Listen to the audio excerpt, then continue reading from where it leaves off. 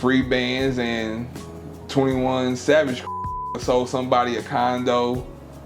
And when they bought the condo, they didn't know the nigga kept the keys and the door opener and all that shit to get in. So when the other nigga went out of town, the nigga that sold the condo to him went back in there and took shit. Future may have just crossed a line he can't walk back from. One tweet, one subtle shot aimed straight at 21 Savage, and now the internet and the streets are watching closely. Because going at 21 isn't just challenging another rapper, it's stepping into a world backed by people who've been active long before fame, plaques, or streaming checks ever entered the picture. This isn't rap cap. Pharrell isn't known for tough talk in interviews, they're known in Atlanta for real influence. Their name alone has made plenty of people pause and rethink their moves. But while Future's been living comfortably at the top, stacking numbers and staying distant from conflict, he may have underestimated what he just triggered. 21 Savage's circle didn't come up cushioned by success, they came up in pressure. And now you've got leaked jail calls exposing broken alliances, industry resentment piling up, disappointing sales adding fuel, and finally public disrespect on social media. That combination? That's how situations spiral fast. Right now, the city is buzzing. Whispers are moving through Atlanta that Pharrell is preparing to respond. And when they respond, it's never with interviews or statements, it's with action. Pay attention. Because what happens next could reshape Atlanta's music scene in ways nobody's ready for. But before we break down why this move could haunt Future, you need to understand who Pharrell really is. This isn't just 21 Savage's rap crew. It's a tightly bonded street network that's been operating in Atlanta for years. When 21 talks about authenticity, he's not selling an image, he's talking about lived experience that goes far beyond music. Pharrell stands for life, and they move exactly how that sounds. Their name has been tied to real situations that never reached headlines. But everyone in the city knows the stories when 21 Savage raps about his past. He's not exaggerating. He's laying out credentials, and the people around him, they're still outside Future's image. On the other hand, has always been different. He's the untouchable superstar, hitmaker, low drama, above the chaos. That approach worked as long as lines weren't crossed, but now those lines are blurred. The same emotional distance that kept him protected may be what's putting him at risk. Behind the scenes, tension has been building. 21 Savage has reportedly felt overlooked for months. His album American Dream moved around 50,000 units in its first week, his lowest debut yet. While Future continues to be celebrated as Atlanta's top figure to 21, that praise feels undeserved, even fake. That frustration kept growing quietly until one tweet turned pressure into ignition. And the timing couldn't be worse. With Young Thug incarcerated and the YSL case still unfolding, Atlanta's balance of power is already unstable. Now the major figures are indirectly clashing, forcing sides to be chosen. And that's when things get dangerous. Everything escalated once those jail calls surfaced in the leaked recordings. Young Thug openly criticizes Future during private conversations with Mariah the Scientist. In one call, Thug vents about how Future refused to perform a free concert in support of him. Future allegedly said he didn't want to overshadow Thug, but Thug wasn't buying it. He took it as betrayal, calling Future fake and accusing him of disappearing when loyalty mattered most. In Thug's words, Future wasn't real, just another industry player choosing convenience over brotherhood. And once those words hit the public, the cracks turned into fractures. Biting and you just not real. You biting and you ain't real. You just a buster all the way around. Like, hey, what's wrong with you? You're using nigga whole life, whole saying, and whole everything, and then don't even participate in a free a nigga campaign. Around the time I got locked up, I know for sure you would have made sure you said in one of your songs, "Free bruh," just because it's just publicity for you. Crazy, burnt out. I ain't even trying to think about these niggas. These niggas have a nigga mad. You can believe that. But this is where it gets even uglier. And this part says everything about how deep the cracks really are. In those calls, Thug claims Future completely switches up whenever women are around. One minute he's locked in, asking Thug for real feedback on records, genuinely respecting his opinion. The next minute, a few girls step into the studio, and suddenly Future's acting brand new, showing off, tuning Thug out. Me and him ain't been tight in a minute. Yeah. And it's because he do little lame jump, like call me to the studio. You know, so I pull up to the studio, messing, chilling with him. You asking me what to say on the song, how you should start off your song. Then there's girls in the room. Now you acting like you don't hear me telling you that. Because there's girls in here, like, just like little fake nigga like that, like little stuff like that. I don't be liking that nigga. I'm a player, like, what's wrong with you, fool? You trying to, I don't know what kind of image you trying to get off to these girls, but you an idiot, nigga. Like, everything you know a nigga teaching you, I done taught you. Like, cut it out, bro. Pretending he's not even there, according to Thug. That wasn't confidence, that was straight up fake energy. And once that kind of behavior gets exposed, there's no walking it back. Now here's the real question, and this is where you come in. Was Future playing industry games the whole time?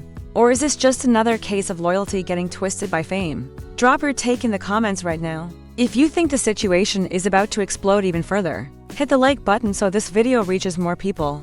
And make sure you're subscribed, because if the story takes another turn, you don't want to miss what comes next. Pluto is like, you pushing the P, bitches want to have your kids and shit too, but you still got to be like 100% locked in with the kids. You like 100% locked in with the bitches. That's the wrong way to go. That's when Thug took things to a much darker place. He began attacking Future's personal life, accusing him of being reckless with women, getting them pregnant, and then pushing them toward abortions. Thug specifically mentioned a woman named Arabian, claiming she allegedly went through multiple abortions connected to Future. He portrayed Future as someone who treats people's lives and emotions carelessly, with no sense of responsibility. The most damaging accusation came next. Thug said Future's entire operation is fake, including people who are supposedly connected to both of them. He mocked Future as a clown, suggesting he's driven by lust, quick to self-destruct over women, and not truly built for the street life he portrays. Coming from someone like Young Thug, who holds real weight in the streets, that wasn't just criticism, it was a full-blown character attack. You know, free bands and 21 Savage sold somebody a condo, and when they bought the condo, they didn't know the nigga kept the keys and the door opener and all that shit to get in. So when the other nigga went out of town, the nigga that sold the condo to him went back in there and took shit. What made those calls hit even harder was the emotion in Thug's voice.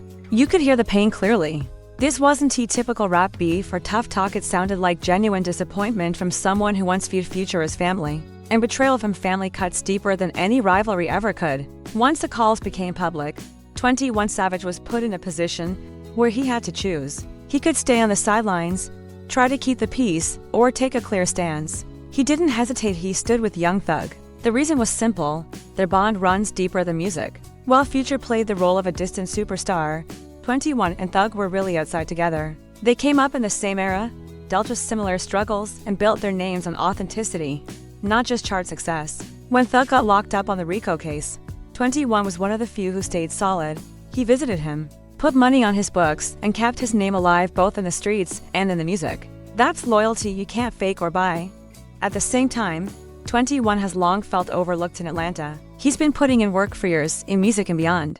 Yet when people talk about Atlanta royalty, names like Future still get mentioned first. So when Thug, someone widely respected in the city, starts calling Future fake, it reinforces everything 21 has been feeling. 21 understands the streets better than most. He knows loyalty outweighs industry politics and business ties. Future may have the bigger catalog and more mainstream success, but in 21's eyes, Thug stayed real when it mattered most, and that holds more weight than anything else. Respect has always been central to who 21 Savage is.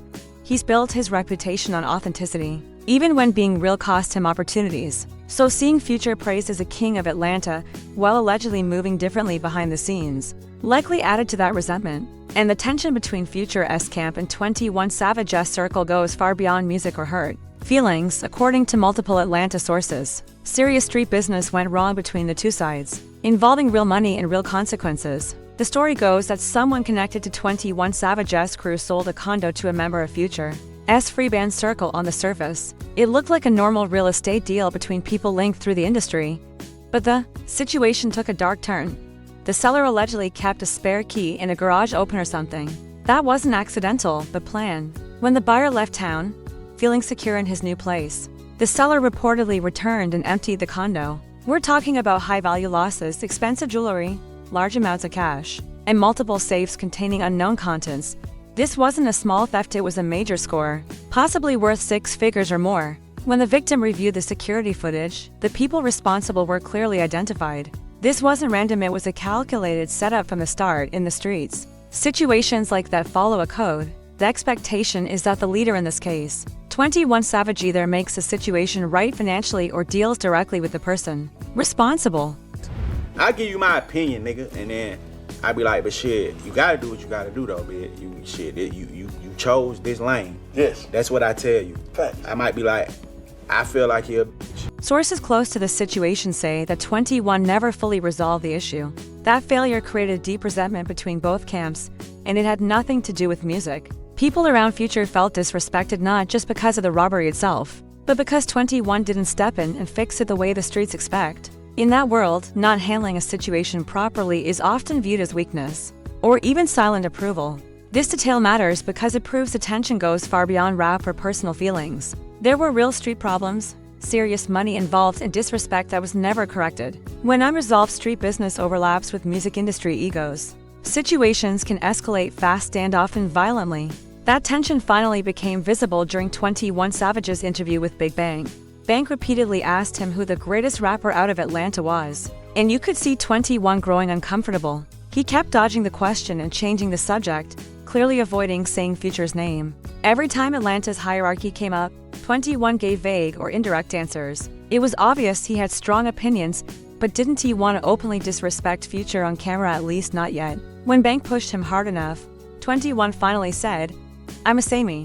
The tone wasn't playful or arrogant. It was serious. He truly believes he deserves that spot and was tired of being overlooked. When asked who else belonged in the conversation, 21 mentioned people from his own circle and other artists, but completely left Future out. The omission was subtle, but unmistakable. That interview was 21 testing the temperature. He wanted to see how people would react if he stopped acknowledging Future as Atlanta's GOAT. When he noticed fans agreeing with him in comments and on social media, it gave him confidence. It also showed that this wasn't spontaneous. 21 had clearly been sitting on these frustrations for a long time.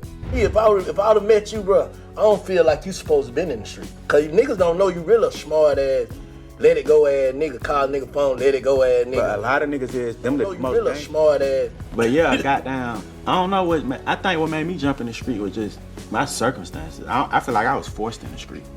Cause I couldn't do nothing else. I ain't got no green card. I can't get no job. So how the hell else was I gonna survive? You feel what I'm saying? This is how I really feel. I feel like Atlanta is really goddamn, what's the word?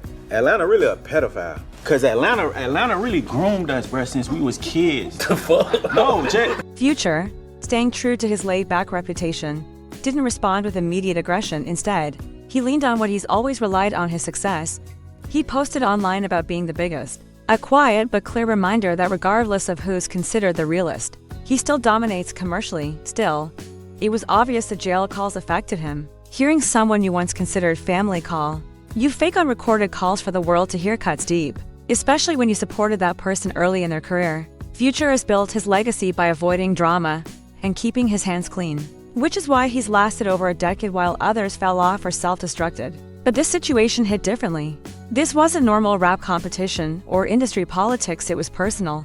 That biggest in this post wasn't random. It was Future reminding everyone that while 21 talks about authenticity, Future still has the plaques, the tours, and the influence. What stood out is that Future could have gone much harder. He could have addressed the jail calls directly or responded more aggressively to 21's moves. But instead, he chose restraint, at least for now. That could be strategic, or it could mean he's underestimating the situation in street culture. Taking the high road can sometimes be interpreted as weakness, especially by groups like For L who value action over words. After American Dream debuted with only around 50,000 first-week sales, 21 Savage went on a Twitter spree that revealed everything he'd been holding in. He tweeted about being the realest, clearly responding to Future's biggest post. Then he started exposing industry truths most artists keep private. 21 admitted that quality control was wrong about certain situations, and claimed that both he and Lil Baby knew Young Thug had been inconsistent regarding snitching allegations. He was basically saying that while they supported Thug publicly, they knew behind the scenes that the standards weren't being applied equally. This shook things up because it suggested that even Thug's closest allies questioned his stance on street code. According to 21, different rules were applied depending on convenience, not principle. He also said he tried to get Quavo and Offset to squash their beef by putting them on a group call, positioning himself as someone trying to keep Atlanta united while others let egos divide it. The most explosive moment came when he spoke about Young Thug and Gunna. 21 claims Thug always knew Gunna wasn't T-built like that, but ignored it because it benefited the camp financially. In doing so, he essentially confirmed that snitching allegations were brushed aside because Gunna was making money. You can't avoid Gunna. Your fans want to hear Drip Too Hard. They want to hear these songs that are amazing hit songs that you happen to have with Gunna. You're skipping them because Gunna's a snitch or a rat? I thought Young Thug's father said that. Technically, he's not, right? There's some YSL niggas now saying that, he's not. But Lil Baby's trying to stand on business and be like, f that. We're skipping the song. We're not even playing the song at the concert no more. I feel like something happened recently. Something behind the scenes. This confirms something happened behind the scenes recently. 21 didn't stop at just Future. He also called out other Atlanta artists, accusing them of being fake and choosing sides based on convenience instead of loyalty. He positioned himself as one of the few genuine voices left in a scene he believes is driven by politics and surface-level relationships. That rant made it clear he'd been sitting on a lot of frustration about Atlanta, his role in it, and what he sees as widespread inauthenticity among his peers. The album underperforming simply gave him the excuse to finally unload everything, realistically. The reason behind the Twitter outburst was obvious. American Dream had a weak debut, and around 50,000 first-week sales is a bad look for an artist at 21's level. His momentum was slipping, and he needed attention blog coverage, online debates, and renewed interest in his name, starting tension with Future, one of Atlanta's biggest stars. While exposing behind-the-scenes industry issues was guaranteed to get people talking, controversy generates clicks, and 21 understands that game very well. By framing himself as the only one willing to speak openly while others stay quiet, he was trying to reestablish his image as the authentic voice of Atlanta. It's a dangerous approach because it burns bridges with powerful people. But when relevance feels threatened, risks start to look necessary. The problem is that once street crews and real money get involved, those risks can turn deadly. Authenticity has always been 21's brand. His entire career is built on being viewed as a real street rapper who doesn't compromise. So when the music isn't connecting commercially, doubling down on that image even if it means exposing industry secrets makes sense from a branding standpoint. What makes the situation far more dangerous than typical rap beef is for L. This isn't just a rap entourage. They're known for actually handling business in the streets and protecting their reputation. When 21 talks about sliding, he's not talking about diss tracks. Combine that reputation with bruised egos, disappointing sales, and years of unresolved tension, and it creates a real recipe for violence. 21 feels disrespected by Future's continued success despite what he views as a fake image. Future feels betrayed by someone he once supported early on. And Young Thug, sitting in jail, may feel like he set something in motion that's now out of his control. Those jail calls were never meant to be public, but once they leaked, they forced people to choose sides. In Atlanta, choosing sides has real consequences. The condo robbery situation adds another serious layer because it involves actual money and real victims. When street business and music business collide, things escalate quickly. With 4L's reputation for responding to disrespect directly, the tension becomes even more volatile. Both sides also have real power. Future has money, influence, and deep industry connections. 21 has street credibility and a crew willing to move. When people with real resources clash, innocent people can end up caught in the middle. Atlanta has seen this before when street involvement enters rap conflicts. It doesn't stay in the music, careers get destroyed, people get hurt, and sometimes lives are lost. At its core, this situation represents a shift in Atlanta's hip-hop power structure. Future has long been viewed as the city's king, hits, influence, and mainstream dominance. Now 21 is openly questioning that position, while Young Thug still holds influence even from behind bars. Meanwhile, a younger generation is watching closely to see who really comes out on top. Loyalty lines are being drawn across the city. Artists influenced by Future have to decide whether to stick with him or acknowledge that the 21st of May have a point about authenticity. Street crews with ties to both sides are forced to choose where their allegiance lies. This isn't the online drama between artists who retreat to gated communities. It involves people with real connections and real consequences. The conflict also highlights a long-standing tension in hip-hop, commercial success versus street credibility. Future represents the mainstream side hits, charts, and crossover appeal. 21 represents raw authenticity and uncompromising street identity. This situation is forcing Atlanta to decide which matters more. When you step back, this all started with leaked jail calls, but it's really about respect, loyalty, and authenticity.